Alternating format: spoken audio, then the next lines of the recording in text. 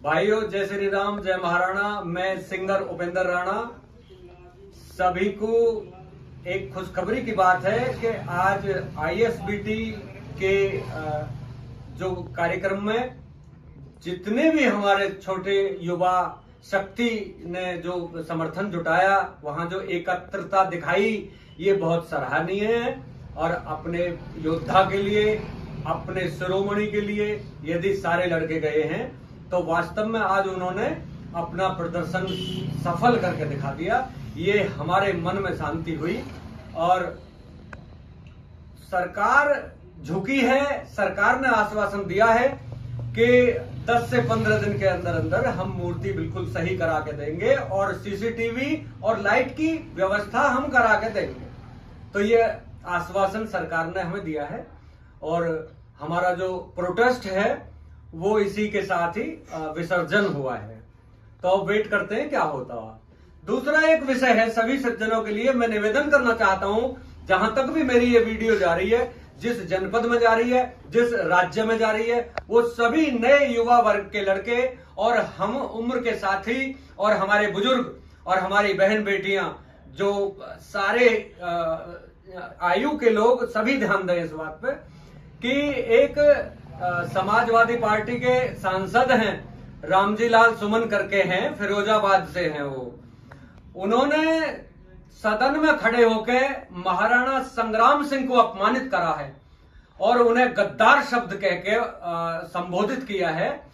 मैं एक बात की घोषणा करना चाहता हूं आपके सामने कि सभी ध्यान देंगे इस बात पर। चुनौती के साथ कहता हूं मैं कि पहली बात तो हम अब तक सपा के जो जनप्रतिनिधि हैं, अभी तक हम धर्मद्रोही ही समझते थे उन्हें, लेकिन अब वो राष्ट्रद्रोही भी है। हमें तो बड़ी हैरानी हुई और फिर भी लोग उन्हें वोट करते हैं और इनका ध्यान नहीं रखते। अरे तुम कौन हो भाई? तुम पहली बात तो अनपढ़ आदमी और कैसे सांसद बना दिए?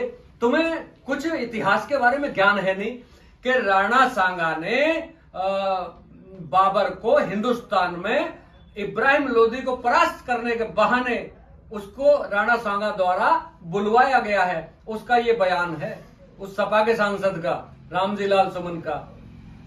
अरे किसी से, पड़ोसी से ही ज्ञान ले ले। वहां तुझे जब पता ही नहीं है कि उस योद्धा के बारे में जिसके 80 घाव शरीर में और फिर भी जंग जारी है, तुझे पता है वो खानवा की लड़ाई में किस तरह से जंग हुई है और कितने घंटे जंग हुई है, कितने कत्लो गारत हुए हैं उसमें।